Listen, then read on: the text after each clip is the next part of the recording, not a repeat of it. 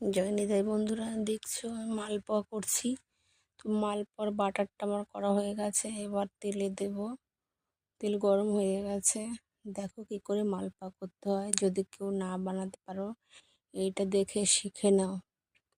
মালপোয়ার মধ্যে দুধ, কলা, চিনি দিয়েছি, এর সাথে একটু খেজুরের গুড় দিয়েছি। খুব সুন্দর হয়েছে, দেখেছো ফুলে গেছে ফুলকো ফুলকো।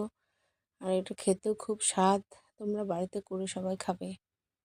দেখছো তো কেমন করে করলাম, এরকম করেই তোমরা করে বাড়িতে খাবে। দেখো ফুলে একদম ফুলকো হয়ে গেছে, দেখেছো কত সুন্দর লোভনীয় খাবার।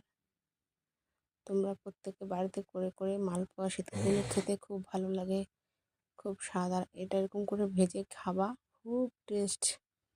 মানে না খেলে বুঝতেই পারবে না কত স্বাদ হয় খেতে। তো জয় নিতাই বন্ধুরা, সবাই ভেজে খেও।